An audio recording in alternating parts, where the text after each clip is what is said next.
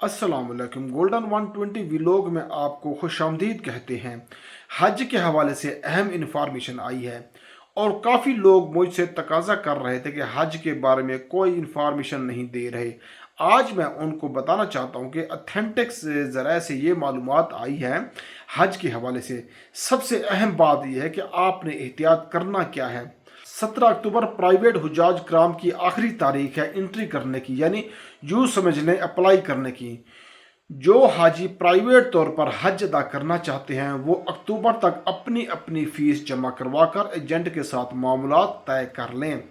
ये मैं बार बार कहता हूँ कि इस दफ़ा आपने सुस्ती नहीं करनी। आपने फौरी तौर पर एंट्री सिस्टम के अंदर करवा के हज ऐप भी इंस्टॉल कर लें ताकि आपको तमाम तर अपडेट्स मौसूल होती रहें। जब फ्लाइट होती है जो शेड्यूल होता है वो आपको मिलता रहेगा। जैसा कि आखिरी साल यानी 2025 में जो सुस्ती दिखाई गई थी वो आपने नहीं करनी। अगर कोई कहे कोई बात नहीं, डेट एक्सटेंड हो जाएगी, वैसे दो दो तीन तीन मरतबा एक्सटेंड हो जाती है। इस दफ़ा आपने सुस्ती बिल्कुल नहीं करनी। अगर लेट कर दी तो फिर आपके लिए मसाइल हो सकते हैं। इसी तरह सरकारी तौर पर जो हाजी पहली किस्त जमा करवाई हुई है, अगर किसी का कोई डॉक्यूमेंट्स इसमें कोई नाम में किसी किस्म का कोई इशू कोई मसाइल आ रहे हैं तो लास्ट डेट अक्टूबर बताई गई है 27 अक्टूबर। आपने 27 अक्टूबर से पहले पहले बैंक के ब्रांचों में जाकर अपने कवायफ की दुरुस्तगी करवा लें।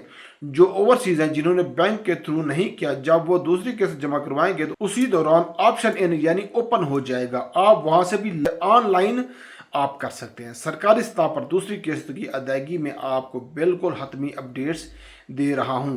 नवंबर से दूसरी किस्त लेने का आगाज़ हो जाएगा, यानी इश्तिहार भी आ जाएगा। इसके अंदर मुकम्मल मालूमात होगी। हज की जो वेबसाइट है वहाँ पर भी मुकम्मल मालूमात आ जाती है और अखबार में भी ये दे देते हैं। फीस जमा करवाने के बाद रकम का तयन भी होगा, आपने कितनी रकम जमा करवानी है।